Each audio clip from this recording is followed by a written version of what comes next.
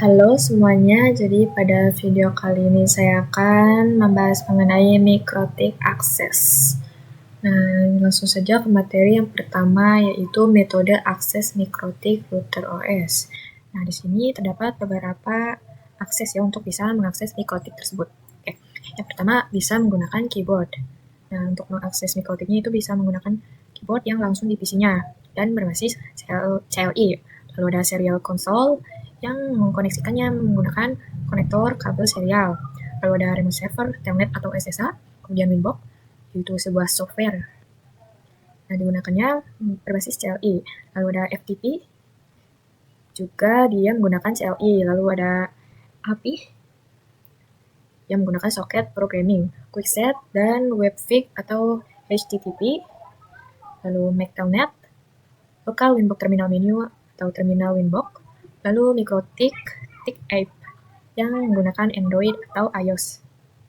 Nah, untuk materi selanjutnya, saya akan membahas mengenai akses ke router board menggunakan Winbox. Nah, cara paling mudah ketika mengakses dan mengkonfigurasikan dalam mikrotik adalah dengan menggunakan Winbox atau real device ya.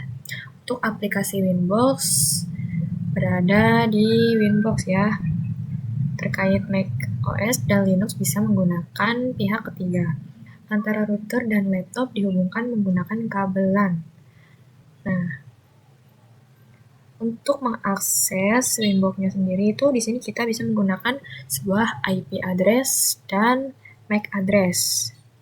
Nah, untuk usernya itu defaultnya adalah admin dan passwordnya itu bisa dikosongkan saja ya. Oke, saya akan mencoba mengaksesnya. Sepertinya saya tidak bisa mengkonfigurasi menggunakan IP version 4 ya. Kita coba IP version 6. Nah, ini berhasil. Seperti inilah tampilannya. Selanjutnya saya akan mencoba untuk mengganti hostname-nya dan mencoba menambahkan IP. Oke. Kita ke sistem, mana sistem?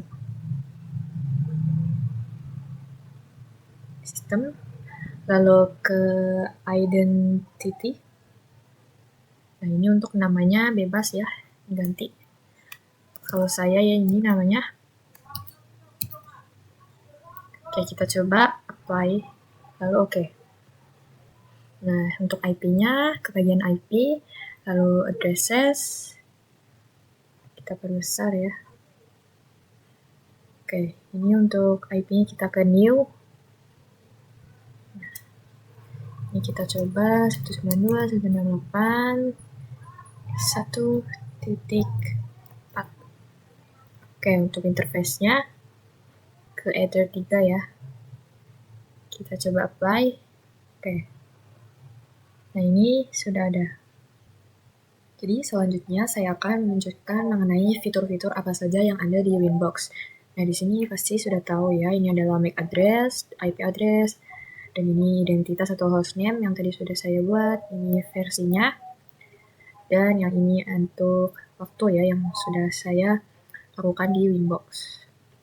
Oke, kita coba login lagi ya. Nah, jadi di sini ada quickset. Quickset adalah agar konfigurasi adalah untuk melakukan konfigurasi cepat ya atau yang mudahnya.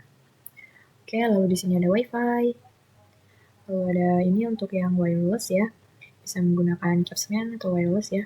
Lalu terdapat user manager, lalu interface. Ini tuh jadi interface mana saja yang terhubung ya. Lalu ada wire guard, lalu ada bridge, PPP, dan ada switch juga. Terdapat host dan VLAN, lalu ada mesh dan IP. Di sini untuk IP version 4 ya, banyak sekali. Lalu ada IP version 6-nya juga. Lalu ada MPLS. Nah, ini untuk settingannya. Lalu ada open flow, terdapat routing. Lalu sistemnya di sini ya.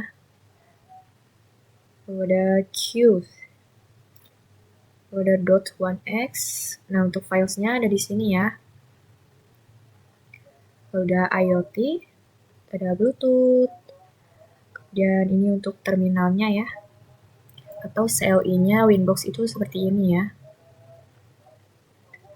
Dan masih banyak lagi. Oke, untuk materi Winbox mungkin cukup segitu saja ya.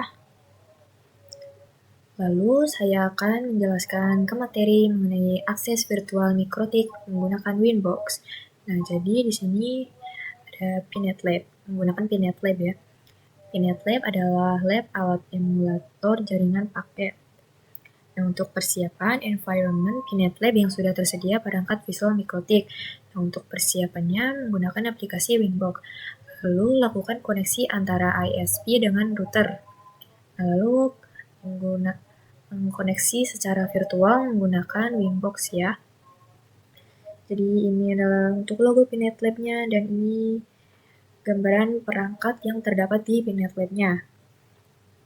Oke, jadi di sini saya sudah berada di tampilan untuk membuat lab-nya ya. Saya sudah login ke Pinet Lab-nya dengan menggunakan IP yang tertera pada VirtualBox yang saya gunakan ya. Jadi untuk membuat lab-nya itu di sini. Oke, ini klik saja. Nah, lalu diberi nama. Saya namanya ini saja, tes. Lalu untuk ininya bisa kalian atur-atur sendiri saja ya. Kalau saya default saja. Lalu add. Oh, namanya sudah ada ya. Ya sudah, saya ganti aja. Coba ya. Ya. Oke, lalu add. Tunggu sebentar. Nah, jadi di sini tampilannya ya untuk membentuk topologinya, kalian klik kanan. Nah, lalu ke ini ya yang node.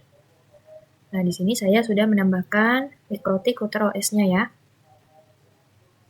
Oke. Scroll saja untuk ikonnya ini bisa diganti ya.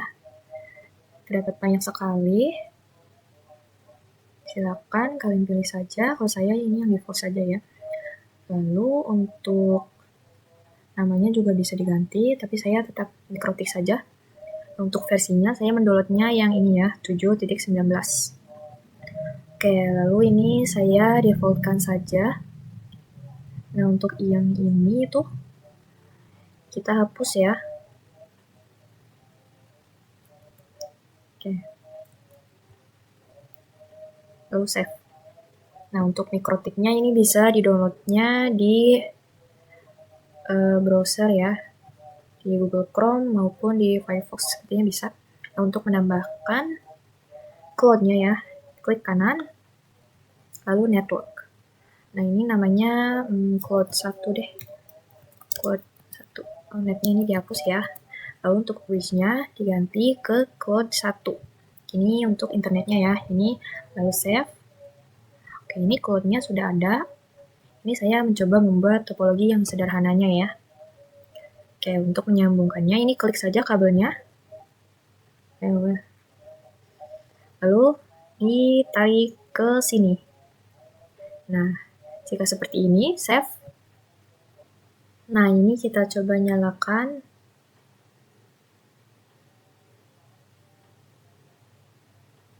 Oke, ini sudah nyala ya. Materi selanjutnya adalah akses ke router board menggunakan WebFig ya.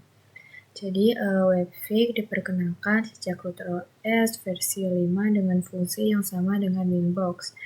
Nah, WebFig ini bisa mensupport menggunakan IP version 4 dan IP version 6. Dia juga support HTTP dan HTTPS. Nah, ini WebFig juga bisa digunakan sebagai alternatif Winbox. Nah, untuk akses router board via WebFig bisa dengan mengetikkan IP router pada browser ya. Seperti ini. Maka dalam browsernya akan muncul tampilan seperti ini ya. Nah, nanti lalu untuk loginnya itu masukkan saja admin, lalu password yang sudah dibuat ya. Maka akan muncul tampilan seperti ini. Oke, selanjutnya untuk materi quickset. Nah, jadi quickset itu bisa digunakan sebagai konfigurasi cepat ya.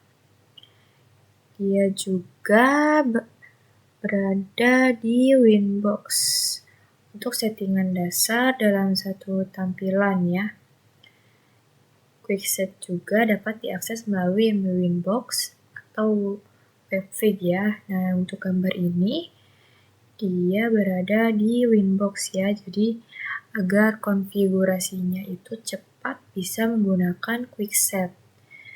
Nah, nanti di sini sudah ada IP modem, IP mikrotik, dan range DHCP serta password mikrotiknya ya. Oke, selanjutnya yaitu remote access telnet dan SSH. Nah, ini untuk remote access telnet dan SSH itu berada di terminal CMD interface ya. Jadi berada di inian laptop ya, CMD laptop. Nah, untuk akses router via text atau CLI dapat dilakukan melalui SSH telnet console, new terminal Winbox, dan terminal Webfig. Nah, ini bisa digunakan untuk merunning script atau ketika akan mengakses router dengan keterbatasan bandwidth. Nah, untuk mengakses router via remote SSH atau telnet, maka bisa menggunakan aplikasi remote client seperti PuTTY, SCP, dan lain-lain. Nah, nanti ketika sudah mengetikkan CMD, di tampilan CMD-nya nanti akan disuruh untuk memasukkan IP-nya ya. Seperti ini ya, di aplikasi remote client-nya. Ini pada gambar ini menggunakan PuTTY. Oke, selanjutnya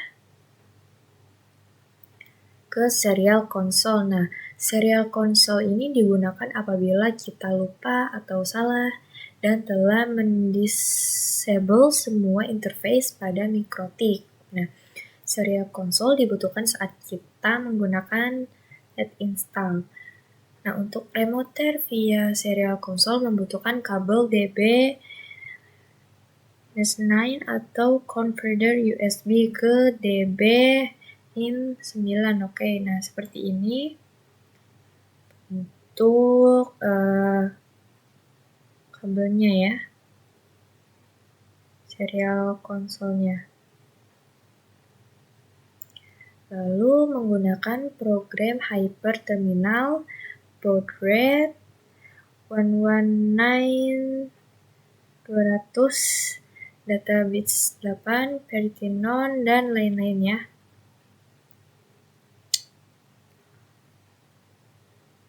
Oke, untuk serial konsol sendiri itu bisa masuk ke aplikasi PuTTY, lalu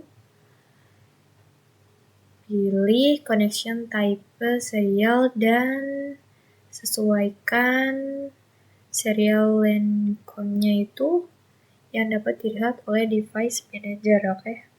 Nah, untuk speed baud rate yang ini itu digunakan untuk khusus perangkat mikrotik ya. Jadi dipilih terlebih dahulu type serialnya, lalu sesuaikan serial lainnya, dan untuk spinnya bisa tentukan ya. Kalau mikrotik itu yang ini spinnya. Oke, sekian untuk materi kali ini. Sampai jumpa di video selanjutnya.